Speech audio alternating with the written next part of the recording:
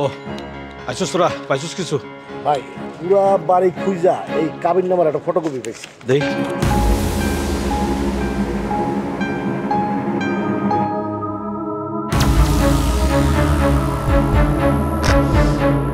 আরে আমগো কপাল, আরে কি বংশের মায়া আর কি হইয়া গেল। চাইছিলাম যে বন্ডারে খুব ধুমধাম করে বিয়া দিব, গ্রামের সব লোক আইবো খাইবো, হেলিকপ্টারে জামাই আইবো, 10 কেজি সোনা দিয়ে আমি বিয়া দিব আমার বন্ডারে। আর সেই বোন আমার আচ্ছা ভাইয়া 10 কেজি স্বর্ণ কয় ভরিতে হয়? উল্টো পাল্টা কথা কসকা, চুপ কর, কাম কর। ভাইয়া আমি তো ঠিক বুঝি, আমি তো কামটা করতে গেছিলাম। ওই তবে কত টাকা লাগবো, কতজন লাগবো? লোক নিয়োগ দে, লোক নিয়োগ দিয়ে যত তাড়াতাড়ি পারিস আমার বোন রুমবারে আমার সামনে হাজির কর। তার আগে একটা শর্ত আছে। শর্ত কি তা ভাইয়া? শর্তটা হইতেছে আমার বোনের আগে আমি সুরুজরে চাই। ওই সুরুজের আমি হাত পা আলাদা করুম, তারপর কিমা বানামু, তারপর মাছরে খাওয়াই দিব। কত বড় সাহস ওর কত বড় কলিজা আমি দেখতে চাই, যে আমার বোনরে ভাগায় নিয়ে যায়। ওর কত বড় কলিজা। আমি তো এটাই কই ভাইয়া, সিনাক নইলে কি তৈব? হ্যাঁ এলে কইলেটা কিন্তু 5.5 খালি বেশি কথা, একটা দিব, কাম কর, কথা কর খালি। আমি তো কাজটা করতে যেছিলাম বুঝছো ভাই। এই তোর কি সমস্যা? ওর মুখ চাপে ধরলি কেন? মুখ চেপে তো না ভাই, জানা রয়েছে কি মানে ছোট পোলাবান তো, মানে বেশি টেনশন হলে না মুখটা উল্টো পাল্টা কথা কয়। মানে আপনার সামনে কি উল্টো পাল্টা কথা কইলে মুখ চেপে ধরছিলাম। উল্টা পাল্টা কথা কয় না রোহন, তগরে খুব ভদ্রলোকের মতো একটা কথা কই। তোরা দুইজন এই শহর চেনস, আর আমিও জানি যে সুরুজ খুব ঘাটতেড়া। এই শহর থেকে কিন্তু সে যায় নাই। জি জি ভাইয়া, আমার অবুঝ মনটাও কিন্তু এটাই কইতেছে। অবুঝ বোন আর পাগল বোন বুঝি না। অবুঝ বোন আর পাগল বোন এক লগে করবি, কইরা তাগো দুজনটা আমার সামনে হাজির করবি, তাইলে তুইও ভালো থাকবি, তোর পোলাপানও ভালো থাকবে, ঠিক আছে? আর যদি না পারস কি হইব বুঝতে তো পারতেছিস। ভাইয়া আমি তো বিয়ে সাথে করি নাই। করস নাই? ও তাইলে তো তোর পোলাপান হইব না। বুঝতে পারছি, বিদায় নিতে হইব। তোর আমার ফুপুরে তো দেখছস তো কি স্ট্যাটাস। আমাকে বাড়ির মাইয়া, আর সেই বাড়ির মাইয়া হইয়া আমার বোন ওই বস্তির মধ্যে বালতিতে পানি টানতেছে। এটা কি সহ্য করা যায়? আমার নিজেরই তো মনে হইতেছে আমি সুইসাইড করি, আমার ভালো লাগতেছে না। ভাইয়া কুল ডাউন, কোনো প্রকারের উত্তেজিত হন যেত না। এই বিটল যখন এটা দায়িত্ব নিয়েছে, আমি নিশ্চিন্ত তাও 1 2 3 4 এর মাধ্যম দিয়ে আমি মনে করেন যারা খুঁজালাম। আরে চিন্তা তো আমি করি না, চিন্তা করে ফুম্মা। বয়স হয়েছে বোঝস না, একটু টেনশনে পড়লে মনে কর ব্লাড প্রেশার বাইরে যায়, হাসপাতালে ভর্তি করতে হয়। ভাই ওই রোমানা খালাও হাসপাতালে ভর্তি, না হলে ওই বেচারির কাছ থেকে কোনো ক্লু হয়তো খুঁজে পাওয়া যায়। তাহলে চল অহলি যাই, বুড়ির কাছে যাই, চল। না ভাই হাসপাতালে যা লাভ নেই তো, বুড়ি একদম আত্মরা হয়ে রয়েছে, কোনো কথাবার্তি কইতে পারে না। ও আচ্ছা ঠিক আছে, তাহলে তোরা দুজন যা, চারিদিকে একটু খোঁজ খবর লাগা, ঠিক আছে? জি ভাই, আমগুলোকে দোয়া করবেন। দোয়া দরুদের কোনো কাম নাই। হ্যাঁ, কাজ করলে সফল হইবা, কাজ করলে দোয়া এমনি পাইবা। যাও ভাইয়া যদি কোনো কিছু মনে না করেন একটা কথা কইতে পারি? ক কি কইবি? আপনার বাড়িতে কত কেজি স্বর্ণ আছে? মানে আপনার বাড়ি স্বর্ণ কোন কোথায়, উপরতলা না নিচতলায়? একদম ঠেকায় গুলি করবো, একদম খালি একটা শব্দ হইবা আর অন্ধকার দিবি। চল চল আমার লগে।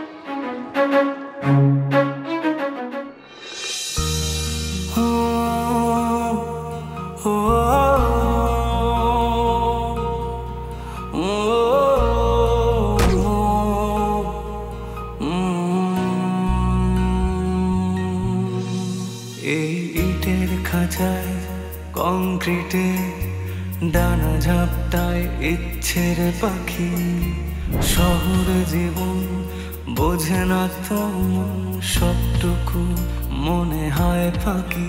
এখানে স্বপ্ন ভাঙার কান্না কেউ শুনেও যেন শোনে না, তাই বুকে ব্যথা কালশিটে, চোখে শুধু জল ছবি আঁকি। সবটুকু মনে হয় ফাঁকি। বন্ধ মনের অন্ধকারে মোছে না তো কালো, সব কিছু মনে হয় জোনাকির আলো। বন্ধ মনের অন্ধকারে মোছে না তো কালো, সব কিছু মনে হয় জোনাকির আলো,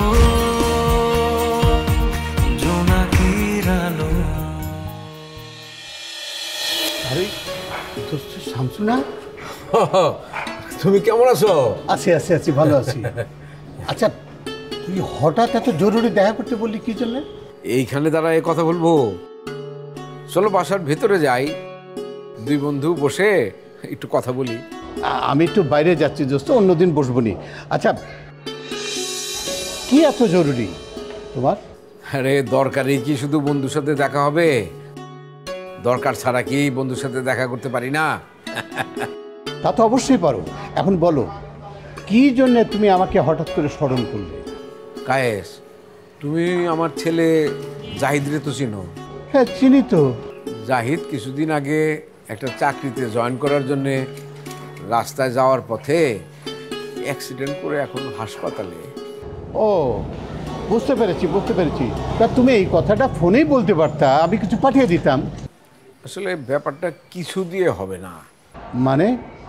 মানে বুঝলাম না, তুমি একটু ক্লিয়ার করে বলো তো আমাকে।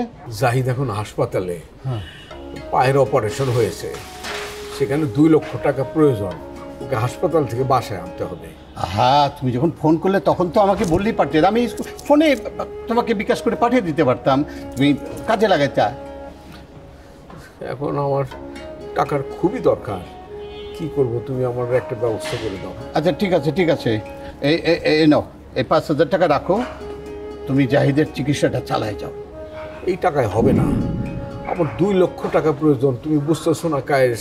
তুমি যেভাবে হোক আমার একটা ব্যবস্থা করে দাও, আমি টাকাটা তোমাকে ফেরত দিয়ে দিব। তোমারও যেরকম কথা। আরে আমি কি এখন চাকরি করি নাকি? আমি তো এখন চাকরি করি না, তো বেকার মানুষ। যখন চাকরি করতাম তখন টাকা ছিল, এখন ছেলেরা যা দেয় ওটা দিয়ে আমি চলি রে বাবা, আমার তো এত টাকা নাই।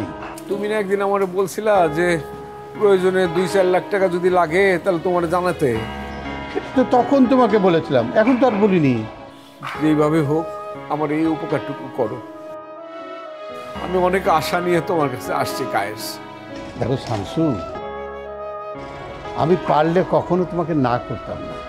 যেভাবেই হোক আমার একটু ব্যবস্থা করে দাও। আচ্ছা দোস্ত, তুমি কি এখন কোনো চাকরি করতে পারবা? হ্যাঁ, পারবো না কেন? জাহিদের এই টাকা জোগাড়ের জন্যে আমি যা খুশি তাই করতে পারি। আচ্ছা টাকা তো দেয়া যাবে, কিন্তু কি করে যে তোমাকে বলি। তুমি খোলাখুলি আমাকে বলো, জাহিদের জন্য আমি যা খুশি তাই করতে পারি, তুমি বলো। এই যে গেটটা দেখতেছো, এখানে একটা দারোয়ানের খুব দরকার। দারোয়ান নেই অনেক দিন হলো, আমি ছাড়াও এ বাড়িতে ভাড়াটিয়ারা থাকে, বুঝছো? একটা দারোয়ান খুব দরকার। আমাকে দারোয়ানের কাজটা করতে হবে? হ্যাঁ, তুমি যদি রাজি থাকো তাহলে দারোয়ানের কাজটা আমি তোমাকে দিতে পারি। আর এই 2 লাখ টাকা আমি তোমাকে দেবো অগ্রিম। চুপ করে, কেউ জানবে না।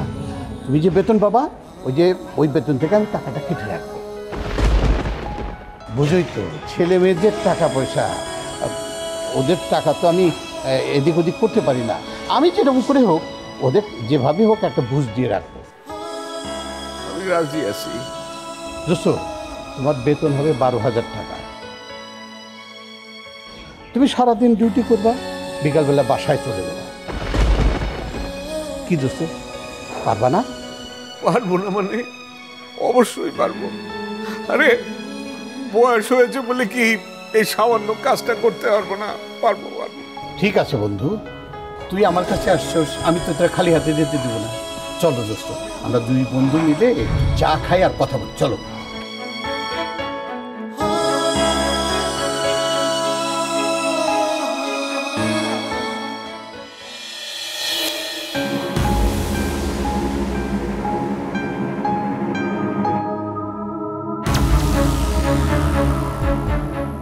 মা, তুমি এত রাগ করো না তো। আরে দেখোই তো, রাগ করলে তুমি ঠিক থাকতে পারো না।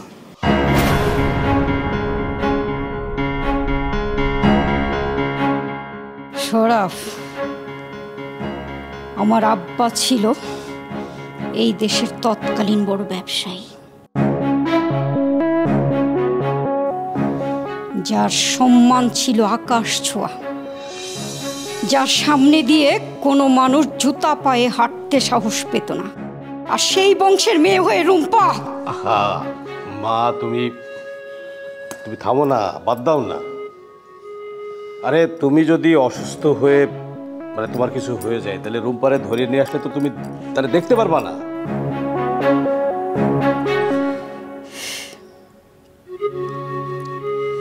শরাফ, টেন্ডার নিয়ে গোলাগুলির সময় এই বুকে গুলি লাগছিল। 7-7টা দিন আইসিইউতে জীবন মরণের সাথে যুদ্ধ কইরা আমি বাইসা ফিরে আসছি। আমারে তুই কখনো মরা বা অসুস্থতার ভয় দেখাবি না। না না না, মানে তোমার তো নেটওয়ার্ক অনেক আলাদা, তোমার ক্ষমতা অনেক আলাদা।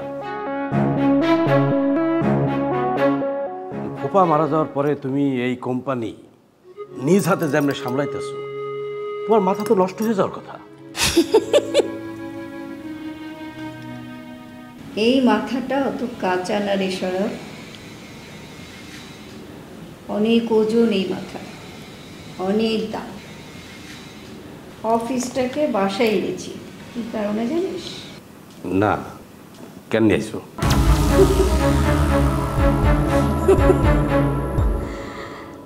আমার ওপরে হামলা হতে পারে তাই।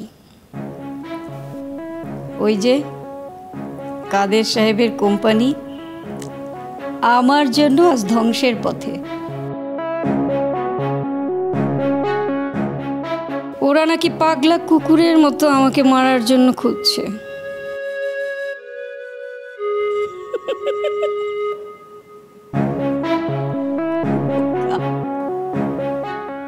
সাংঘাতিক বোকা। তোমার শোনো, আমাগো ভাইদের মানুষ যতই ভয় পাক না কেন, আমরা যতই ক্ষমতাবান হই না কেন, যতই ভয়ঙ্কর হই না কেন, আমার মনে হয় আমাদের ফ্যামিলির মধ্যে সবচেয়ে বেশি ভয়ঙ্কর তুমি। না, আমি না। আমার চাইতে ভয়ঙ্কর লোক আমার বংশে আছে। তুই আগে আমার কথা মতো কাজ কর, বাকি ইতিহাস তোকে পরে বলবো।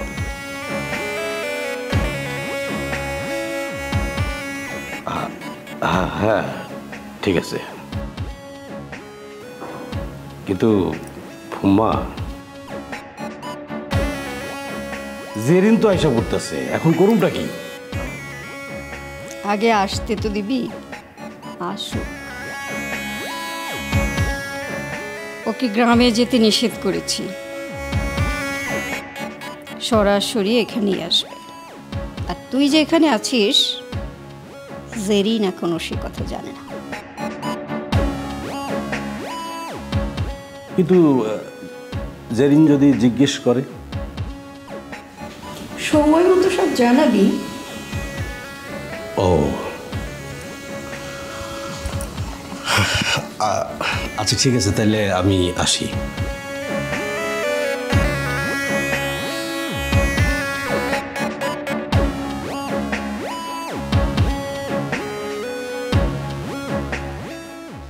রুম্পা,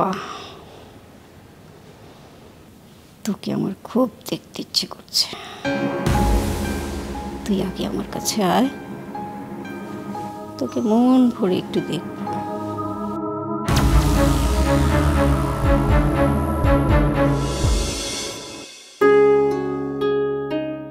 রঞ্জুরে, জি ভাই।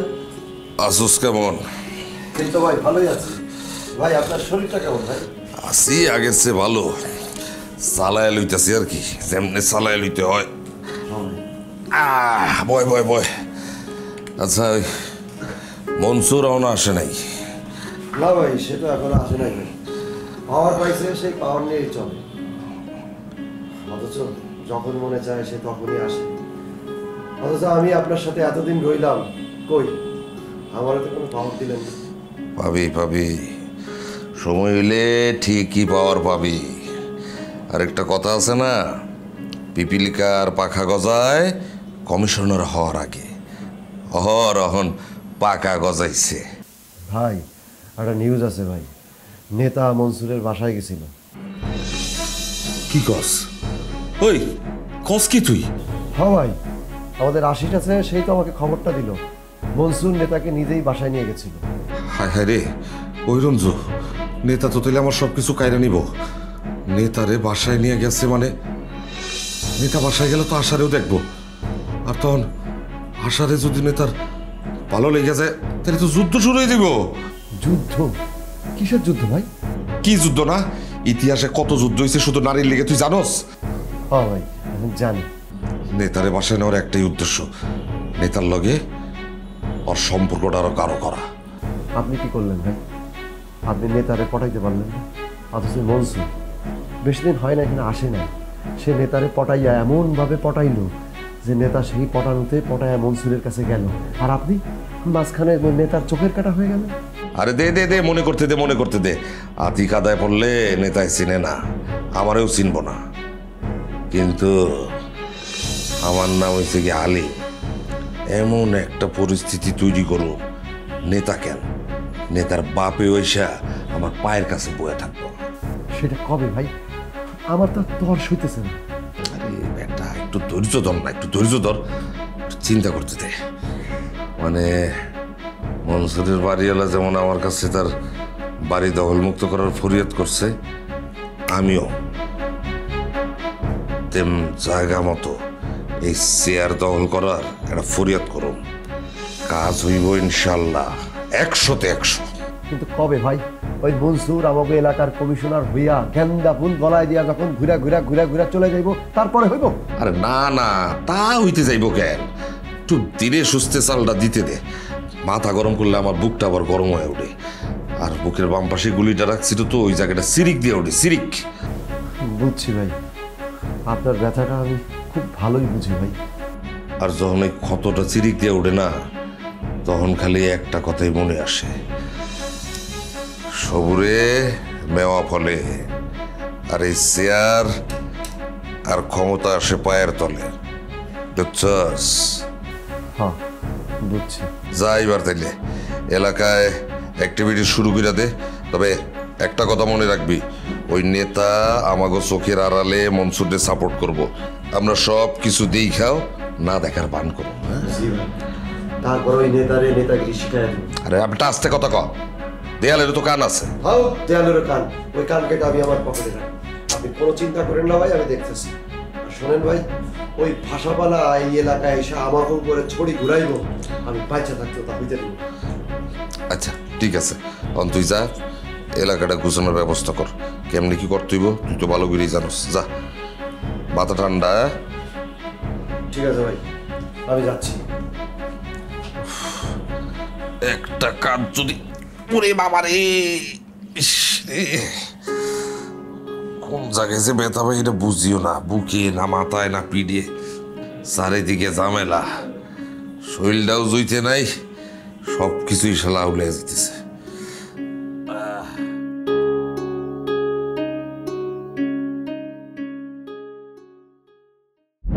বুঝছেন টাকা পয়সা কিছু আছে আছে অল্প কিছু টাকা আছে আমার। তো বাসার মহিলাটা না বিশাল বড় একটা ডিস্টার্ব। তোমার না কিছু মুখ খারাপ করবো না, শুনবো না। মুখ খারাপ কি সাদেই করি? তুমি বাড়িতে না থাকলেই ও মহিলা হুড় হুড় করে ঘরে ঢুকে যায়।